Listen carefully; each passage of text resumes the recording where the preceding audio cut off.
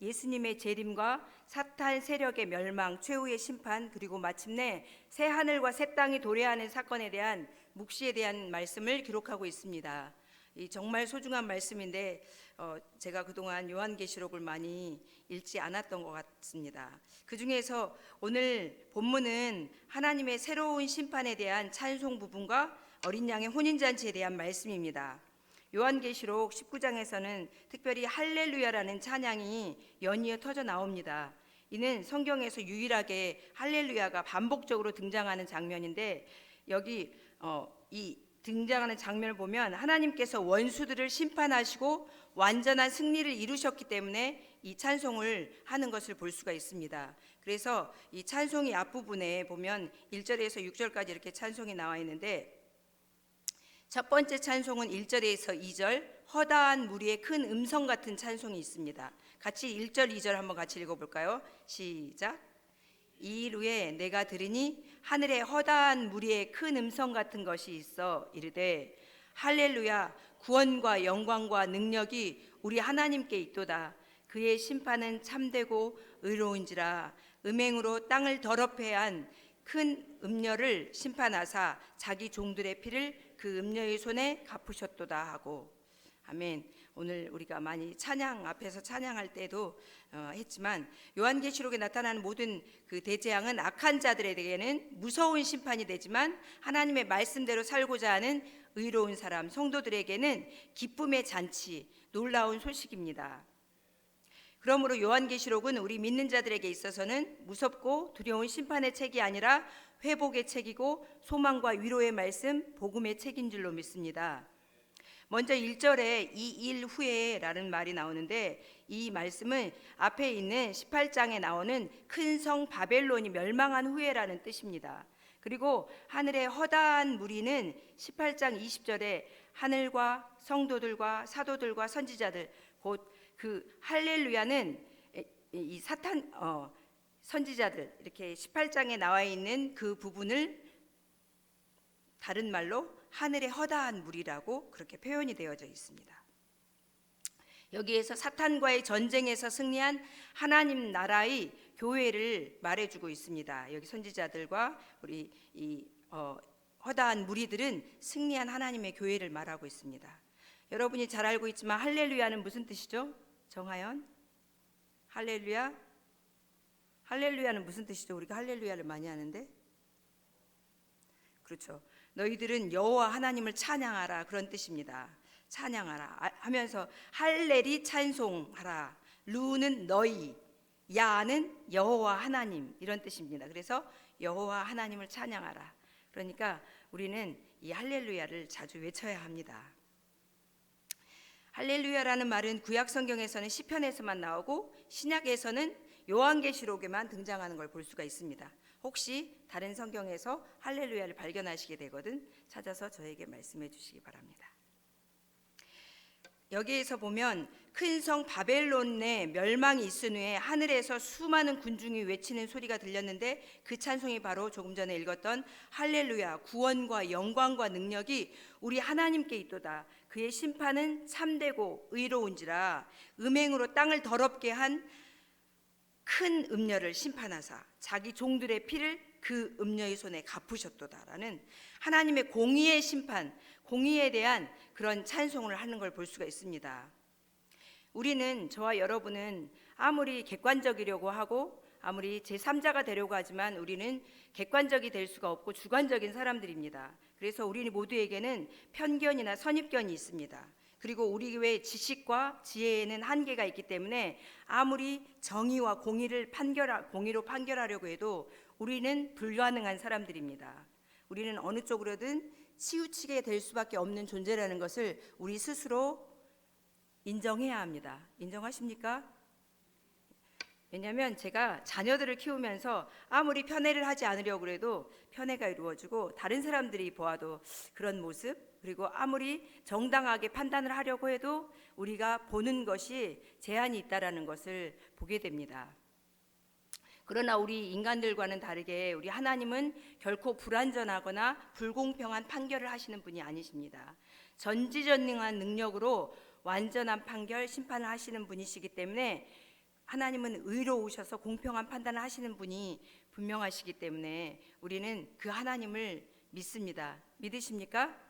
아멘. 그래서 악에 대한 심판은 하나님은 특별히 많은 걸 판단하시지만 심판하시지만 특별히 악에 대한 심판은 한치의 오차도 없이 정확하게 완전한 심판을 하시는 분이십니다. 그러므로 우리는 하나님께서 어떠한 심판을 하시든지 하나님의 심판에 대해서 의로움이나 정당성에 대해서 의심하지 말아야 합니다. 인간들은 겉으로 드러난 겉모습만을 볼 수 있지만 한계적이지만 하나님께서는 숨겨진 모습, 그 마음속에 있는 것 페이부까지도 지켜보시는 분이시기 때문입니다. 그런데 우리는 자주 이렇게 말합니다. 성경에도 그렇게 나와 있죠. 하나님, 왜 악인이 형통하고 의인은 고난을 받습니까? 이렇게 자주 질문하는 것을 성경에서도 보게 되고 우리들도 자주 하게 됩니다. 심지어 하나님의 판단과 심판에 대해서 원망하고 불평하는 경우도 많이 있습니다. 하나님이 예수님을 잘 믿는 누구누구에게, 아니면 예수님 믿으려고 몸부림치는 나에게 어떻게 이런 말을 하지 않습니까? 하나님 나에게 어떻게 이런 일을 허락하시지? 라고 불평하지 않습니까? 원망하지 않습니까? 그러나 여러분, 이러한 불평 속에는 하나님이 자신보다 더 의롭다는 것을, 자신이 하나님보다 더 의롭다고 하는 그러한 교만입니다. 하나님이 어떻게 이럴 수가 있어? 하나님이 이거 모르시는 거 아니야? 생각 못 하시는 거 아니야? 하나님의 생각이 좀 짧으신 거 아니야? 이렇게 하는 그런 교만한 생각에서 오는 것입니다. 불평과 원망은. 그래서 여러분, 우리는 기억해야 합니다. 하나님의 심판은 완전하다는 것입니다. 그러므로 지금 주어진 환경에, 여러분의 상황에 불평하지 마시기 바랍니다.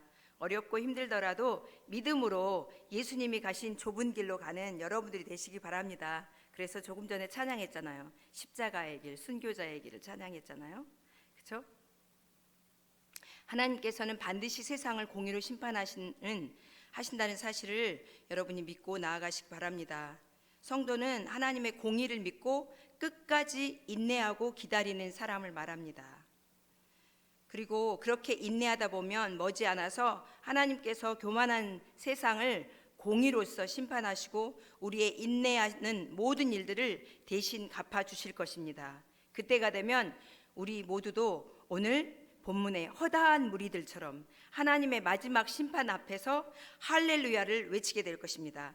할렐루야, 믿으십니까? 네, 공평하지 못하다고 생각하고 너무 불의하다고 생각하는 여러분의 그런 상황 속에서 할렐루야를 외치시기 바랍니다. 그런 믿음이 저와 여러분에게 있게 되길 바랍니다.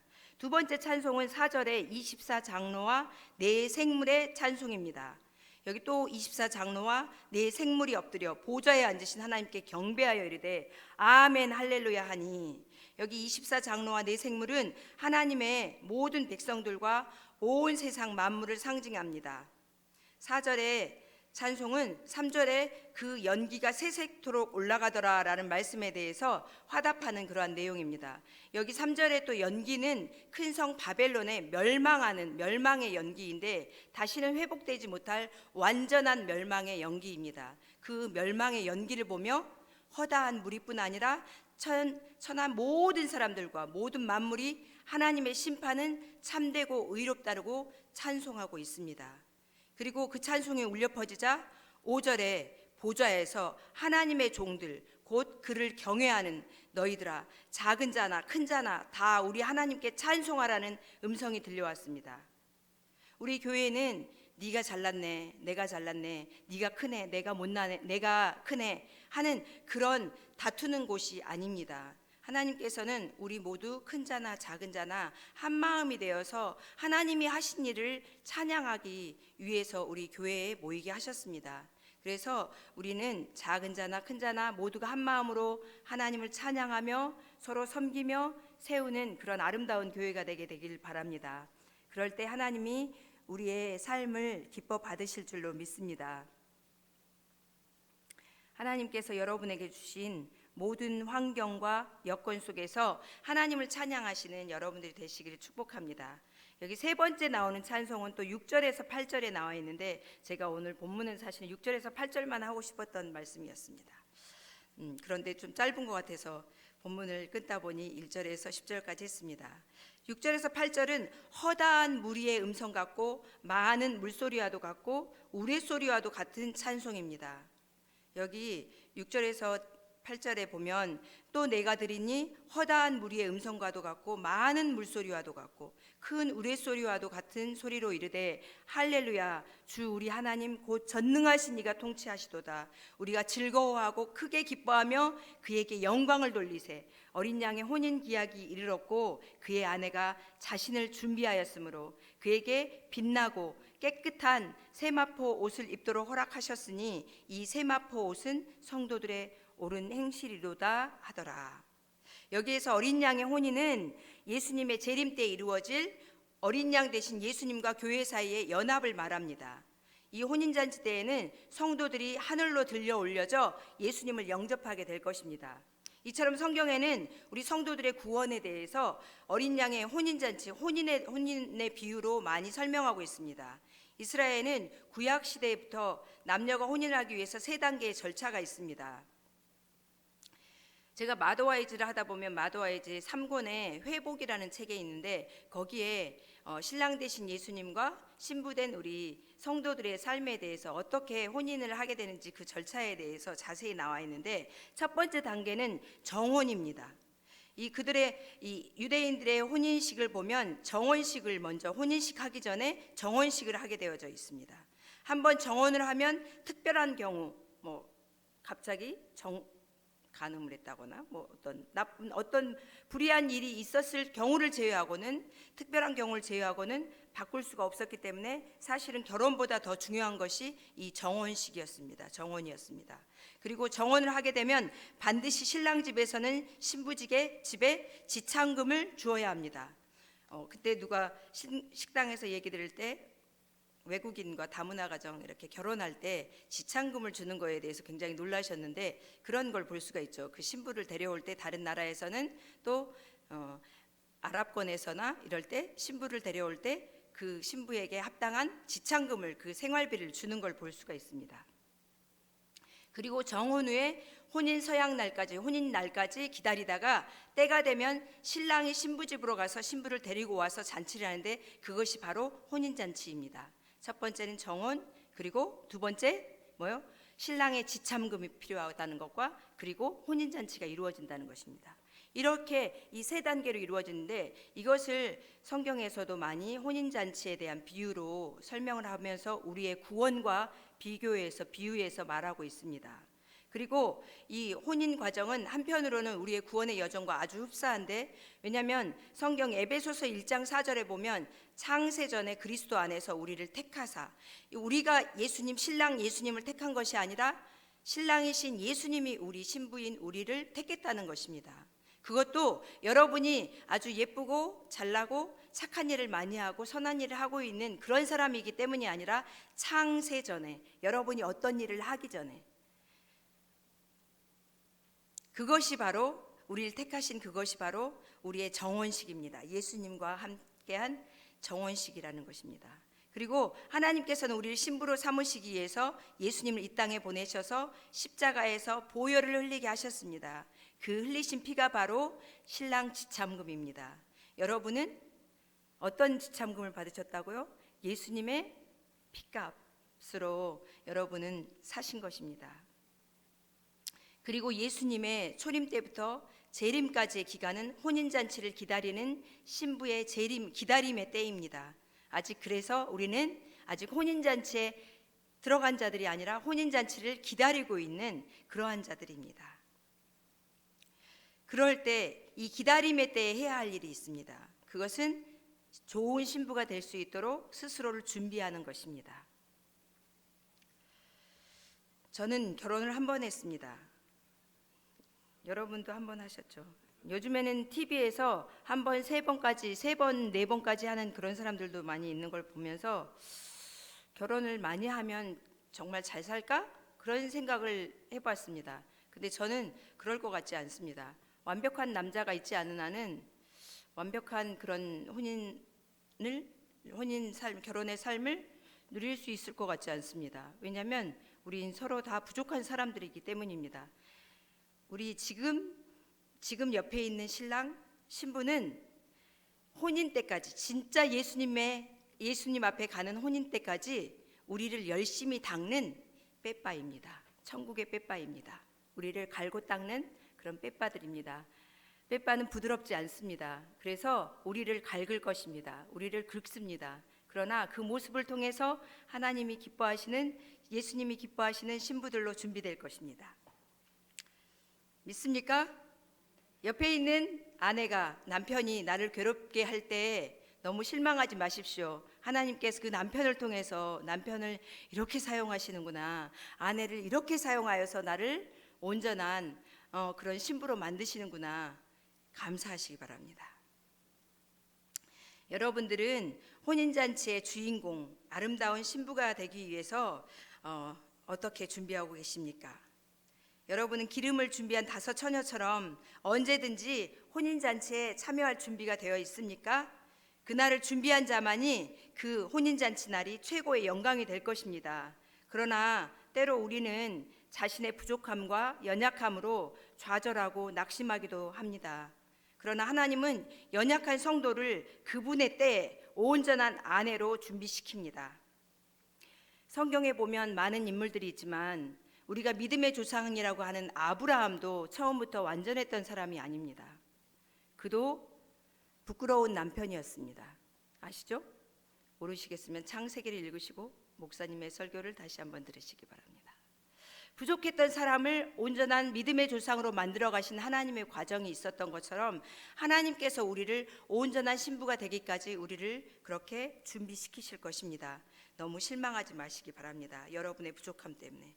이러한 준비는 우리의 어떤 노력이나 공로로 되는 것이 아니라 오직 믿음으로만 가능합니다.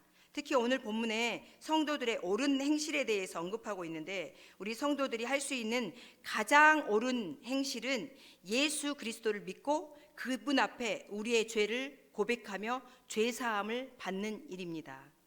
그래서 우리는 매 주마다 참회 기도를 합니다. 여러분 참회 기도 때 어떻게 하고 계십니까?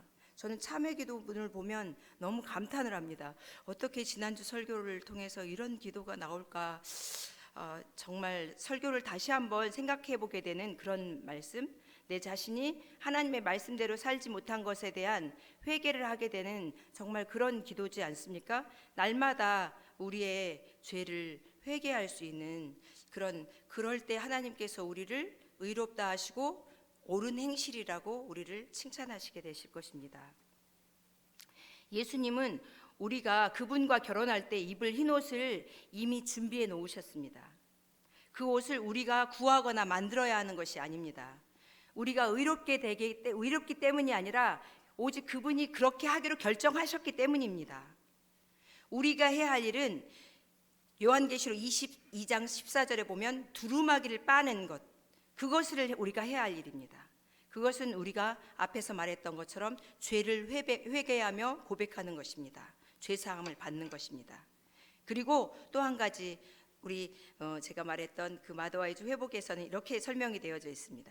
예복으로 입을 세마포 옷은 신랑이 준비했다면 우리는 그러면 세마포 옷만 입으면 되지, 우리가 할 일이 없지? 그런 사람들이 많이 있습니다. 나는 구원받았으니까 뭐 이대로 있다가 천국에 가면 되지? 라고 생각하는 사람들이 있습니다. 그런데 그 사람은 구원의 전체 과정을 모르는 사람입니다. 결혼의 혼인잔치 전 과정을 모르는 사람입니다. 여기 보면 세마포 옷을 준비했을 때 거기에 우리 신부들이 해야 할 일들이 있는데, 신부는 그 옷을 장식하는 일을 합니다. 디자인하고 그곳에 내가 더 아름다운, 더 믿음의 보석으로 달기도 하고 전도의 열매로 황금을 달기도 하고, 이렇게 하면서 그 세마포 옷을 더 아름답게 꾸미는 일을 함께 주님과 함께 해나갈 수 있도록 그런 일을 우리에게 주신 것입니다. 준비회 때 그런 일을 하는 것입니다. 또 다른 비유로는 상급으로 나와져 있지만, 이것은 우리 혼인잔치로 말씀할 때 이 세마포 옷을 아름답게 꾸미는 우리들의 그런 아름다운 장식하는 것과 같다. 성도들의 의로운 행실은 그것과 같다라고 볼 수 있습니다. 이 옷은 단순히 구원만을 의미하는 것이 아닙니다. 성도가 믿음으로 행한 의로운 삶의 열매를 의미합니다. 그래서 야고보서 2장 26절에는 영혼이 없는 몸이 죽은 것 같이 믿음이 없는 믿음도 행함이 없으면 죽은 것이다라고 그렇게 나와 있습니다. 저는 최근에 드라마를 볼 시간이 없습니다. 드라마를 볼 시간이 없는데 가끔 한 번씩 봅니다. 그런데 옥시 부인전을 봤습니다. 아주 그 인기가 봤는데 거기에서 저는 보면서 언제나 그 직업병이죠. 거기에서 보면 저 옥시 부인은 우리 신부로 살아가는 우리의 삶이 아닐까라는 그런 생각이 들었습니다. 비록 노비로 태어났지만 새로운 삶으로 옥태영이라는 삶으로 살면서 그가 옥시 부인으로서 선한 영향력을 미치고 의롭게 정의롭게 지혜롭게 살았던 외지부 옥태영의 삶을 제가 생각해 보면서 우리들도 그러한 삶을 살았으면 좋겠다. 성도라는 삶, 예수님의 신부로서의 그런 삶을 살았으면 좋겠다고 생각했습니다. 우리의 삶이 하나님의 뜻에 따라 하나님의 말씀에 따라 합당한 모습인지, 우리의 삶을 의롭다 하신, 너는 내 신부다라고 선택하신 주님의 마음을 생각하며 살아가야 하는 것입니다. 저는 이번 설 명절을 보내면서 덕담을 할 때 마음이 좀 불편했습니다. 너무 형식적이었습니다. 건강하세요. 새해 복 많이 받으세요. 소망하는 거 이루세요. 그래서 어떤 덕담이 좋을까라고 생각을 하면서 제가 덕담을 하나 여러분에게 하겠습니다. 여러분, 이미 받은 복, 주님이 주신 복을 누리고 사세요. 누리고 사세요. 이것에 대한 설명으로 여기 보면 9절에 천사가 내게 말하기를 기록하라. 어린 양의 혼인잔치에 청함을 받은 자들은 복이 있도다 하고 또 내게 말하되 이것은 하나님의 참되신 말씀이라 하기로. 기록하라. 중요하니까 잊어버리지 말고 기억해. 기록해둬서 계속해서 너희가 기억하고 알아야 해. 그것이 뭐라고요? 복되다라는 것입니다. 혼인잔치에 청함을 받은 자, 특별히 혼인잔치에 청함을 받았는데 어떤 축복이냐면요, 여러분이 들러리나 하객이 아니라는 것입니다. 여러분이 혼인잔치의 주인공으로 초대받은 신부라는 것입니다. 주인공이라는 사실입니다. 그래서 우리가 초대받은 것을 기뻐하며 춤추며 환영하고 감사해야 한다는 것입니다. 엄청난 축복입니다. 세상의 어떤 영광보다 더 크고 영원한 기쁨입니다. 그런데 마태복음 22장에 보면 이 초청받은 혼인잔치에 초청받은 것에 대해서 잘 모르는 사람들이 있었습니다. 그 사람들의 비유가 어땠습니까? 자신들이 혼인잔치에 주인공 신부라는 것을 모르기 때문에 그들은 어떻게 했냐면 그 혼인잔치에 초대받았을 때 돌아보지도 않고 한 사람은 자기 밭으로 가고 한 사람은 자기 사업하러 가고 자기가 원하는 대로 가며 그 초청하러 온 사람들을 오히려 때리고 무시하고 그렇게 했던 걸 볼 수가 있습니다. 이처럼 자신이 신부라는 사실을 모르고 살면 초청을 받았지만 거절할 수도 있습니다. 비록 신부로서의 자격은 없지만 나를 신부로 택하신 주님 앞에 겸손한 마음으로 감격한 마음으로 기쁘게 이 초청을 받아야 합니다. 그러므로 우리 모두가 어린 양의 혼인잔치에 참여하는 복된 성도, 지혜로운 신부가 되기를 소망합니다. 신부가 신랑을 맞이할 준비가 되었다는 말은 신부 스스로 자신을 준비했다는 뜻이 아닙니다. 구원의 때가 이르러 하나님이 깨끗한 세마포 옷을 입히셨기에 온전한 아내가 되었다는 의미입니다. 때로 우리는 자신의 부족함과 연약함으로 믿음의 부족한 부분, 특별히 그렇지 않습니까? 교회 오기 전에 부부싸움을 한다거나 설교하기 전에 가족, 자녀에게 잔소리를 하고 온다거나 이랬을 때 마음이 굉장히 힘들 때가 있잖아요. 그럴 때 하나님께서 그런 모든 것에도 불구하고 우리를 하나님께서 그분의 온전한 아내로 준비시키신다는 것입니다. 우리에게 소망이 있는 것이 아니라 우리를 택하신 그분에게 소망을 두시기 바랍니다. 우리는 예수님의 신부입니다. 이 땅을 살아가면서도 행복한 신부로서의 정체성을 잊지 않고 살아가야 합니다. 오늘 말씀을 통해 나는 하나님의 복받은 신부다, 이것을 기억하시기 바랍니다. 자, 한번 외쳐보기 바랍니다. 나는 하나님의 복받은 신부다. 이런 믿음으로 살아가길 바랍니다. 혼인을 앞둔 신부는 기쁨과 설렘으로 그날을 기다립니다. 우리 김복순 권사님 따님이 결혼한다고 그랬는데 주일에 결혼해서 축하를 못 드려서 죄송합니다. 그런데 어쨌든 따님을 보시면 알 수 있겠지만 기쁨과 설렘으로 그날을 기다립니다. 이것처럼 우리가 신부로서 어떻게 살아야 하겠습니까? 신랑 되신 예수님이 나를 얼마나 사랑하는지 그것을 날마다 확인해야 합니다.